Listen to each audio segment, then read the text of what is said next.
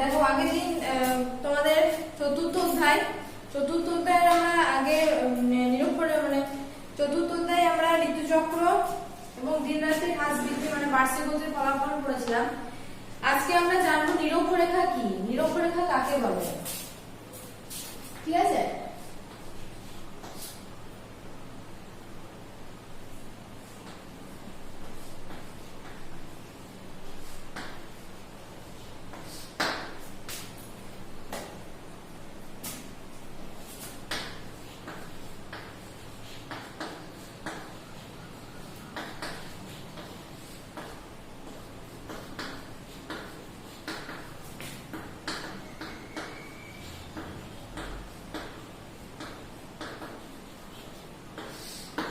ফার্স্টে আমরা জানবো নিরক্ষরেখা কি। দেখো এটা হচ্ছে আমাদের পৃথিবী।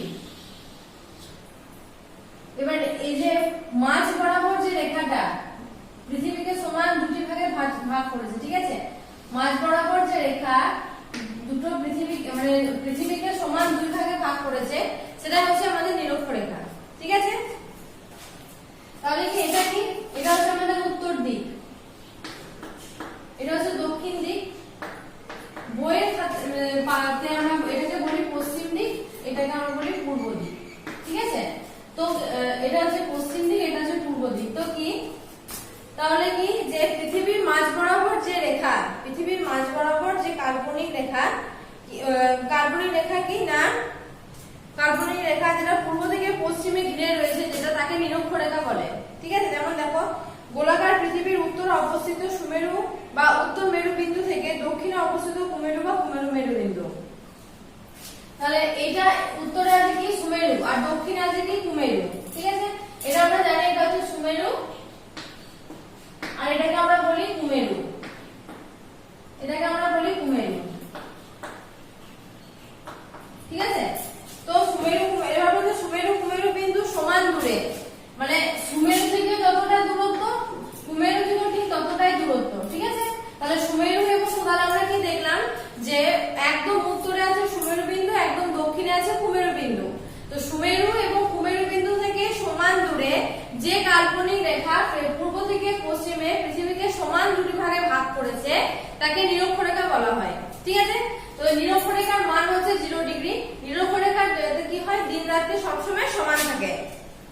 ঠিক আছে, তারপরে দেখো অক্ষরেখা কি, নিরক্ষরেখা আমরা জানি যে নিরক্ষরেখা হচ্ছে পৃথিবীর প্রধান অক্ষরেখা নিরক্ষরেখা। ঠিক আছে, যেরকম অক্ষরেখা আরো তো অনেক অক্ষরেখা আছে, যেমন কর্কটক্রান্তি রেখা, মকরক্রান্তি রেখা, এগুলো সব হচ্ছে অক্ষরেখা। সুমেরুবৃত্ত রেখা, কুমেরুবৃত্ত রেখা, সুমেরু রেখা, কুমেরু রেখা। তো অক্ষরেখা কি, অক্ষরেখাগুলো কি না নিরক্ষরেখার উত্তরে এবং দক্ষিণে। ঠিক আছে, নিরক্ষরেখা থেকে উত্তর দিকে, মানে এখানে আছে তোমার কর্কটক্রান্তি, এখানে আছে মকরক্রান্তি, এখানে সুমেরুবৃত্ত, এখানে কুমেরুবৃত্ত, এখানে সুমেরু, এটা হচ্ছে কুমেরু। ঠিক আছে, তাহলে নিরক্ষরেখা থেকে উত্তরে এবং দক্ষিণে আরো কতগুলো বৃত্তাকার রেখা কল্পনা করা হয়েছে যেগুলো নিরক্ষরেখার মতোই কি পূর্ব থেকে পশ্চিমে বিস্তৃত, সেটাকে আমাদের বলা হয় অক্ষরেখা। ঠিক আছে, তাহলে আমরা কি বলবো যে নিরক্ষরেখা থেকে উত্তরে এবং দক্ষিণে সমান দূরবর্তী স্থানে অবস্থিত পূর্ব থেকে পশ্চিমে বিস্তৃত যে আরো কতগুলি কাল্পনিক রেখা অঙ্কন করা হয়েছে সেগুলোকে বলা হয় অক্ষরেখা। ঠিক আছে, তারপর দেখো পৃথিবীর গোলার্ধ কি, পৃথিবীর গোলার্ধকে আমরা দুটো ভাগে ভাগ করি। ঠিক আছে, আমরা কোন গোলার্ধে বাস করি, আমরা বলি তো যে আমরা উত্তর গোলার্ধে বাস করি, দক্ষিণ গোলার্ধে, কিন্তু গোলার্ধ কি যে নিরক্ষরেখা কি করেছে পৃথিবীকে সমান দুটো ভাগে ভাগ করেছে। নিরক্ষরেখার উপর দিকটা হচ্ছে উত্তর গোলার্ধ, মানে এটা হচ্ছে নিরক্ষরেখা, এর উপর দিকটা হচ্ছে উত্তর গোলার্ধ। ঠিক আছে, কারণ যেহেতু নিরক্ষরেখা যেহেতু সমান দুই ভাগে ভাগ করেছে পৃথিবীকে, তাই এর উত্তর দিকটা উত্তর গোলার্ধ এবং এই যে দক্ষিণ দিক যেটা সেটা হচ্ছে আমাদের দক্ষিণ গোলার্ধ। ঠিক আছে, তাহলে দুটো ভাগে ভাগ করলে কি পেলাম, একটা হচ্ছে উত্তর গোলার্ধ আর একটা হচ্ছে দক্ষিণ গোলার্ধ। এবার দেখো আছে যে উত্তরায়ণ বলতে কি বোঝো, সূর্যের উত্তরায়ণ বলতে আমরা কি বুঝি। সূর্যের উত্তরায়ণ বলতে আমরা জানি চারটে আমাদের ডেট আছে, একটা হচ্ছে 21শে মার্চ, 21শে মার্চ, একটা হচ্ছে 21শে জুন, ঠিক আছে, একটা হচ্ছে 23শে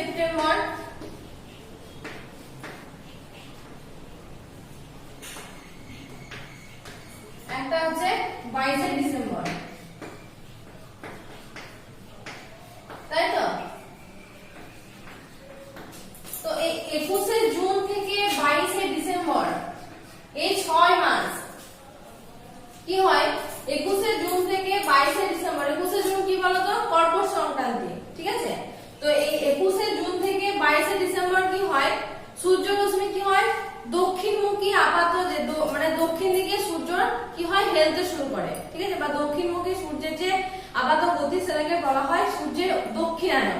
আর উত্তরায়ণ কি 22শে ডিসেম্বর থেকে 21শে জুন, ঠিক আছে, 22শে ডিসেম্বর থেকে যখন 21শে জুন 22শে ডিসেম্বর থেকে 21শে জুন সূর্যের কি হয় উত্তরমুখী আপাত গতিতে, মানে সূর্য রশ্মি কি হয় সূর্য আস্তে আস্তে উত্তর দিকে মানে উত্তর দিকে হেলতে থাকে, ঠিক আছে, এটাকে সূর্যের উত্তরায়ণ বলা। তাহলে কি বললাম 22শে ডিসেম্বর থেকে 21শে জুন, তাহলে আমি কি বলছি যে 22শে ডিসেম্বর থেকে 21শে জুন যখন সূর্যের উত্তর দিকে আপাত গতিকে বা আপাত গতিটাকে বলা হয় সূর্যের উত্তরায়ণ, ঠিক আছে। উত্তরায়ণের জন্য কি হয় উত্তর গোলার্ধে দিন রাত্রি সব থেকে মানে দিন বড় হয় রাত্রি ছোট হয়, আর দক্ষিণ গোলার্ধে ঠিক তার বিপরীত ঘটনা ঘটে। আর আমাদের দক্ষিণায়নটা কি, দক্ষিণায়ন হচ্ছে 21শে জুন থেকে 22শে ডিসেম্বর, এটা হচ্ছে উত্তরায়ণ, এটা হচ্ছে উত্তরায়ণ, আর এটা হচ্ছে দক্ষিণায়ন, ঠিক আছে। 22শে ডিসেম্বর থেকে 21শে জুন, ঠিক আছে হলো। আর 21শে জুন থেকে যখন 22শে ডিসেম্বর সূর্যরশ্মি কি হয় দক্ষিণ দিকে হেলতে শুরু করে, বা দক্ষিণ দিকে যে আপাত গতি সেটাকে বলা হয় দক্ষিণায়ন। এই সময় দক্ষিণ গোলার্ধে দিন বড় হয় রাত্রি ছোট হয়, আর উত্তর গোলার্ধে তখন তার বিপরীত ঘটনাটা ঘটে, হলো। এবার যখন আমরা দেখবো কি অধিবর্ষ বা লিপ ইয়ার বলতে কি বোঝেন। আমরা জানি আমাদের পরিক্রমণ গতি কি, যে পরিক্রমণ গতি আমাদের মানে সূর্য পৃথিবী সূর্যকে একবার প্রদক্ষিণ করতে সময় লাগে 365 দিন 5 ঘন্টা 48 মিনিট 46 সেকেন্ড, তাই তো। কতদিন সময় লাগছে 365 দিন 5 ঘন্টা 48 মিনিট আর 46 সেকেন্ড। আমরা কি করি আমাদের হিসাবের সুবিধার জন্য, যাতে আমাদের মানে গণনা করতে অসুবিধা না হয়, তার জন্য আমরা কি করি 365টাকে আমরা রাউন্ড ফিগারে ধরে দিই 365 দিন, কিন্তু প্রত্যেক বছরই 5 ঘন্টা 48 মিনিট 46 সেকেন্ড সময়টা বাদ থেকে যায়, ঠিক আছে। তাহলে প্রতি 4 বছর অন্তর এই 5 ঘন্টা 48 মিনিট 46 সেকেন্ডকে আমরা 6 ঘন্টা ধরে প্রতি 4 বছর অন্তর এটাকে কি করি, এটাকে আমরা এই অথবা 6 ঘন্টা ধরে এটাকে কি করি প্রতি 4 বছর অন্তর 4 গুণিত 6 সমান 24 ঘন্টা বা একদিন বাড়িয়ে দিই, ঠিক আছে, 24 ঘন্টা বা একদিন বাড়িয়ে সেই বছরটাকে আমরা করি 366 দিন। এবং ফেব্রুয়ারি মাস যেহেতু আমাদের 28 দিনে, তাই ফেব্রুয়ারি মাসের দিন সংখ্যা মানে ফেব্রুয়ারি মাসের 28 দিনের সঙ্গে একদিন যোগ করে আমরা সেটাকে করি 29 দিনে, ঠিক আছে। এটাকে অধিবর্ষ বা লিপ ইয়ার বলা হয়। যেমন আমাদের 2020 সাল হচ্ছে কিন্তু লিপ ইয়ার, ঠিক আছে। তো লিপ ইয়ারকে কি 4 দিয়ে ভাগ করলে, যে খ্রিস্টাব্দকে 4 দিয়ে ভাগ করে যদি সেই ভাগটা মিলে যায় সেটা হচ্ছে আমাদের লিপ ইয়ার বছর। তাহলে আমি আরেকবার বলে দিচ্ছি, দেখো পরিক্রমণ গতি কি হয় না, আমাদের পৃথিবী সূর্যকে একবার প্রদক্ষিণ করতে কত সময় লাগে 365 দিন 5 ঘন্টা 48 মিনিট 46 সেকেন্ড, ঠিক আছে। তো প্রতি আমাদের হিসাবের সুবিধার জন্য আমরা এই 5 ঘন্টা 48 মিনিট 46 সেকেন্ডকে আমরা বাদ রেখে কি করে 365 দিন ধরি, আমরা এক বছর সময় 365 দিন বলি আমরা, কিন্তু 5 ঘন্টা 48 মিনিট 46 সেকেন্ড সময়টাকে আমরা বাদ রেখে দিই।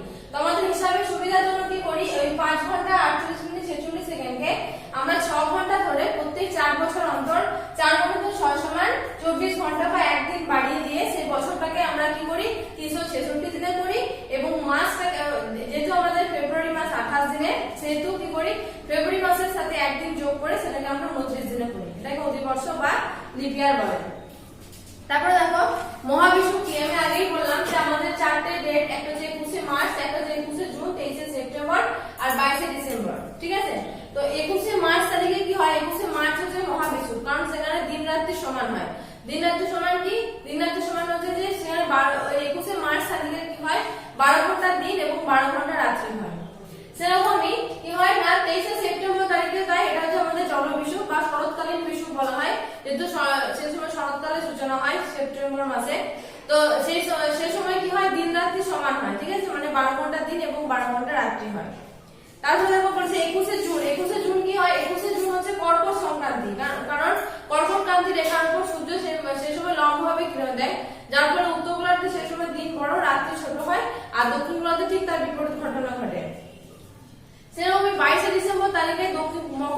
সংক্রান্তির উপর বা মকর প্রান্তির রেখার উপর সূর্যরশ্মি লম্বভাবে কিরণ দেয়, এটাকে আমরা বলি মকর সংক্রান্তি। সেই জন্য কি হয়, দক্ষিণ গোলার্ধে তখন দিন বড় হয়, রাত্রি ছোট হয়, আর উত্তর গোলার্ধে ঠিক তার বিপরীত ঘটনা ঘটে। তারপরে হচ্ছে কি, পৃথিবীর পরিক্রমণ গতির বেগ ঘন্টায় হচ্ছে 1 লক্ষ কিলোমিটারের সামান্য বেশি। ঠিক আছে, পৃথিবীর পরিধি দেখো, পরিধি হচ্ছে 93,50,00,000 কিমি। এবার এম আমরা বলি না, এম 4 AM 4 PM, তো 4 AM এর মধ্যে তফাৎ, 4 AM আর PM এর মধ্যে পার্থক্য কি? AM মানে হচ্ছে অ্যান্টি মেরিডিয়ান, মানে দুপুরের আগে। দুপুর মানে কি, আমরা 12টা থেকে আমরা বলি দুপুর, ঠিক আছে, সকাল 11টা বলি, কিন্তু দুপুর 12টা বলি। তাহলে 12টা থেকে আমাদের দুপুরের সূচনা হয়, তাহলে দুপুর 12টার আগে অবধি আমরা সেটা আমরা কি বলি, দুপুর 12টার আগে অবধি আমরা সেটাকে বলি এম। ঠিক আছে, তারপর দুপুর 12টার পর থেকে আমরা দুপুর 12টা যখন বেজে যায় সেটাকে আমরা তারপরে আমরা কি বলি, পিএম বলি। তো দুপুর 12টা থেকে রাত্রি 12টা অবধি সময়কে আমরা বলি পিএম, আর রাত্রি 12টা থেকে মানে দুপুর 12টা থেকে রাত্রি মানে একদম মধ্যাহ্নের পর থেকে আমরা সেটাকে একদম রাত 12টা অবধি আমরা বলি পিএম, রাত 12টার পর থেকে দুপুর 12টা পর্যন্ত সময়কে আমরা বলি এম। ঠিক আছে, তো দেখো অপসর অবস্থান আর অনুসর অবস্থান কি, দুটো অবস্থান, একটা হচ্ছে পৃথিবী থেকে সূর্যের দূরত্ব অনুসারে দুটি অবস্থান লক্ষ্য করা যায়। পৃথিবী থেকে যখন সূর্যের দূরত্ব সব থেকে বেশি হয়, পৃথিবী থেকে সূর্যের দূরত্ব যখন সবচেয়ে বেশি হয়, তখন যেমন 23 জানুয়ারি হচ্ছে পৃথিবী থেকে সূর্যের দূরত্ব সব থেকে বেশি হয় 15,70,00,000 কিমি, এটাকে অপসর অবস্থান বলে। আর 4 জুলাই পৃথিবী থেকে সূর্যের দূরত্ব সব থেকে কম হয়, যেমন 14,70,00,000 কিমি, এটাকে অনুসর অবস্থান বলে। ঠিক আছে, এবার দেখো বলছে গরমকালে সূর্যরশ্মি পৃথিবীর বুকে কিভাবে পড়ে। গরমকাল কখন সূচনা হয়, যখন সূর্যরশ্মি লম্বভাবে পড়বে, মানে একদম পুরোপুরি ডাইরেক্ট পড়বে, তখনই তো আমাদের গরমকাল সূচনা হবে। তীর্যভাবে পড়ে বা বাঁকাভাবে পড়ে, বাঁকাভাবে পড়লে কি আমাদের রোদটা গায়ে লাগে, বেশি গায়ে লাগে না, তো লম্বভাবে পড়লে গায়ে লাগে। তাহলে গরমকালে কিরকম পড়বে, লম্বভাবে পড়ে বলে গ্রীষ্মকালের সূচনা হয়। আর শীতকালে কেমন ভাবে পড়ে, শীতকালে তীর্যকভাবে পড়ে। আর্নিগতি কি, আর্নিগতি হচ্ছে পৃথিবী তার নিজস্ব মেরুদণ্ডের ওপর পশ্চিম থেকে পূর্বে একবার পাক হতে সময় লাগে 24 ঘন্টা, এটা হচ্ছে পৃথিবীর আর্নিগতি। ঠিক আছে, মানে পশ্চিম থেকে পূর্বে নিজের মেরুদণ্ডের ওপর 66 ডিগ্রি কক্ষতলে পৃথিবী থেকে সূর্য কি বলে, সূর্যকে একবার প্রদক্ষিণ করতে সময় লাগে 24 ঘন্টা বা 1 দিন। ঠিক আছে, সেটা হচ্ছে পৃথিবীর আর্নিগতি। তারপর বলছে পৃথিবীতে দিন রাত্রি কিভাবে হয়। দিনাতি কিভাবে হয়, পৃথিবী সূর্যকে সবসময় প্রদক্ষিণ করছে, ঘুরতে ঘুরতে পৃথিবীর যে অংশটা সূর্যের সামনে আসছে, যার ফলে সূর্যের আলোটা যখন পৃথিবীর যে অংশের উপর পড়ছে, যে অংশটা আলোকিত হচ্ছে, যার ফলে সেই অংশটা হচ্ছে দিন। ঠিক যে অংশ আলোকিত হচ্ছে, ছায়াবৃত্ত পেরিয়ে আলো অন্ধকারের মাঝে একটা রেখা দেখা যায়, সেটাকে আমাদের ছায়াপথ বলা হয়, ছায়াবৃত্ত বলা হয়। তো ছায়াবৃত্তের পরে যে বিপরীত দিকে যে অংশটা, সেটা কিন্তু পুরোপুরি অন্ধকার থাকে, মানে সূর্যের সামনে যে দিকটা থাকে সেদিকটাতে আলো থাকে বলে সেটা সূর্যের আলো পড়ে সেটা আলোকিত হয়, কিন্তু যে বিপরীত দিকটা সম্পূর্ণ অন্ধকার থাকে, মানে সূর্যের আলো না পড়ে সেদিকটা অন্ধকার, তাহলে সেদিকটাতে কি হয়, রাত্রি সূচনা হয়। ঠিক আছে, তারপরে কি বার্ষিক গতি কি, বার্ষিক গতি কি না, পৃথিবী একদম পুরোপুরি একবার সূর্যের প্রদক্ষিণ করতে পৃথিবীর সময় লাগে 365 দিন 5 ঘন্টা 48 মিনিট 46 সেকেন্ড।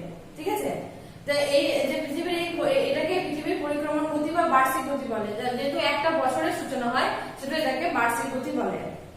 আর ঋতু পরিবর্তন কি, আমরা বছরে কি কখনো দেখবে গ্রীষ্মকাল খুব গরম, কখনো গ্রীষ্মকালের পর আসে বর্ষাকাল, মানে একটু ঠান্ডা, তারপরে আসে আমাদের শরৎকাল, তারপরে আসে শীতকাল, আস্তে আস্তে ঋতু যে একের পর এক ঋতু যে পরিবর্তন ঘটে, চক্রাকার যে আবর্তন, সেটা হচ্ছে আমাদের ঋতুচক্র। ঠিক আছে, তাহলে আমরা কি দেখলাম যে অক্ষরেখা, নিরক্ষরেখা কি, নিরক্ষরেখা হচ্ছে কি, যে উত্তরের সুমেরু এবং দক্ষিণের সুমেরু থেকে সমদূরবর্তী স্থানে অবস্থিত পূর্ব থেকে পশ্চিমে বিস্তৃত যে বৃত্তাকার রেখা পৃথিবীকে সমান দুটি ভাগে ভাগ করেছে, সেটা হচ্ছে আমাদের নিরক্ষরেখা। আর নিরক্ষরেখার ঠিক উত্তর এবং দক্ষিণ দিকে পূর্ব থেকে পশ্চিমে বিস্তৃত যে কাল্পনিক রেখাগুলো সমদূরবর্তী স্থানে পূর্ব থেকে পশ্চিমে বৃত্তাকারে অবস্থান করছে, সেটা হচ্ছে অক্ষরেখা। ঠিক আছে, এবার তারপরে কি আছে, নিরক্ষরেখা অক্ষরেখার পর আছে গোলার্ধ। এই নিরক্ষরেখা পৃথিবীকে সমান দুটি ভাগে ভাগ করেছে, তার উত্তর দিকটা হচ্ছে উত্তর গোলার্ধ এবং দক্ষিণ দিকটা দক্ষিণ গোলার্ধ। উত্তরায়ণ কি, 22শে ডিসেম্বর থেকে 21শে জুন পর্যন্ত এই 6 মাস সূর্য কি হয় উত্তর দিকে যে আপাত গতি, মানে সূর্য রশ্মি উত্তর গোলার্ধের আপাত গতিকে বা উত্তরমুখী আপাত গতিকে বলা হয় উত্তরায়ণ। এর সময় কি হয় উত্তর গোলার্ধের দিন সব থেকে বড় এবং রাত্রি সব থেকে ছোট হয়।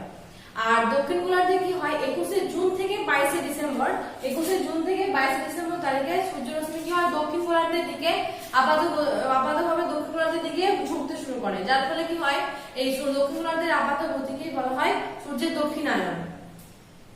এই সময় দক্ষিণ গোলার্ধের দিন সব থেকে বড়, রাত্রি ছোট হয়, আর উত্তর গোলার্ধে ঠিক তার বিপরীত ঘটনা ঘটে।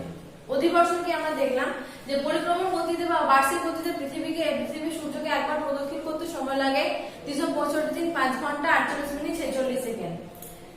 কিন্তু হিসাবে সুবিধার জন্যই আমরা 365 দিন ধরি, তাই 5 ঘন্টা 48 মিনিট 46 সেকেন্ড প্রত্যেক বছর আমাদের বাদ থেকে যায়। তো আমাদের হিসাবে সুবিধার জন্য এই 5 ঘন্টা 48 মিনিট 46 সেকেন্ডকে আমরা 6 ঘন্টা ধরে প্রতি 4 বছর অন্তর 4 ঘন্টা 6 সময় 24 ঘন্টা বা একদিন বাড়িয়ে দিয়ে সেই বছরটাকে আমরা 366 দিন করি এবং মাসটাকে 29 দিনের 28 দিনের ফেব্রুয়ারি মাসকে আমরা তার সাথে একদিন যোগ করে আমরা 29 দিন করি।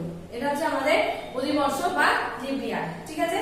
আর তোমাদের বললাম 21শে মার্চ এবং 23শে সেপ্টেম্বর। 21শে মার্চ হচ্ছে মহাবিষুব, 23শে সেপ্টেম্বর হচ্ছে আমাদের জলবিষুব, যেদিন দিন রাত্রি সমান হয়, মানে 12 ঘন্টা দিন এবং 12 ঘন্টা রাত্রি হয়।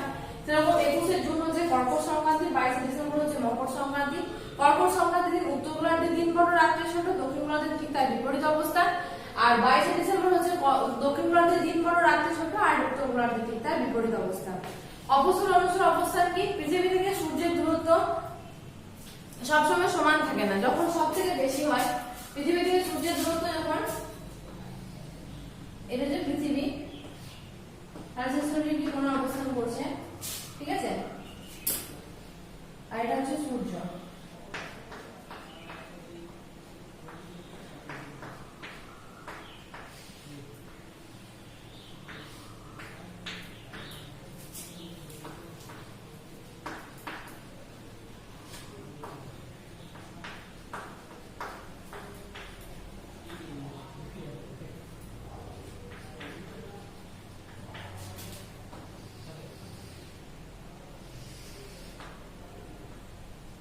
এটা হচ্ছে 14 লক্ষ 14 কোটি 70 লক্ষ,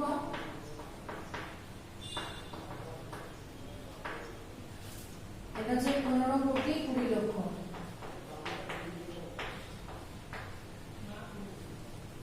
এটা হচ্ছে অপসর অবস্থান। সব থেকে কমটা হচ্ছে আমাদের অনসর অবস্থান,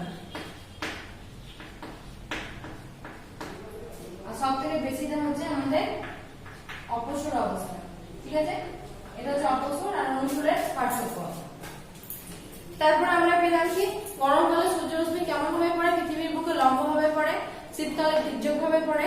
আর আর্নিগতি কাকে বলে কি বললাম, যে পৃথিবীকে লাটুর মতো পাকিয়ে দেয়, মানে সূর্যকে সামনে রেখে পৃথিবী তার মেরুদণ্ডের ওপর নির্দিষ্ট কক্ষপথে একবার আবর্তন করতে সময় লাগে 24 ঘন্টা, এটাকে আর্নিগতি। বার্ষিক গতি ঠিকই সৌর বছর বলা হয়, কারণ একটা বছর সময় লাগে 365 দিন বা এক বছরের সূচনা হয়, সেটুকু তাকে পরিক্রমণ গতি বলে। দিন রাত্রি কি বললাম, দিন রাত্রি হচ্ছে সূর্যের পৃথিবী প্রদক্ষিণ করতে করতে পৃথিবীর যে অংশটা সূর্যের সামনে আসে সেই সময় সূর্যের আলোকে সেই জায়গাটা আলোকিত হয়, যার ফলে তখন দিন সূচনা হয়। আর তার বিপরীত দিকটা সম্পূর্ণ অন্ধকার থাকে, সূর্যের আলো না পাওয়ার জন্য সেদিকটা অন্ধকার থাকে, যার ফলে সেখানে রাত্রি সূচনা হয়। আর ঋতু চক্রগুলি আমাদের একটা বছরে কখনো গ্রীষ্মকাল, কখনো বর্ষাকাল, কখনো শীতকাল, কখনো শরৎকাল, কখনো বসন্তকাল, একের পর এক ঋতুর পরিবর্তন ঘটতে থাকে। তো ঋতুর এই চক্রাকার আবর্তনকে ঋতুচক্র বলে, ঠিক আছে। এতটুকু তোমাদের পড়া থাকবে।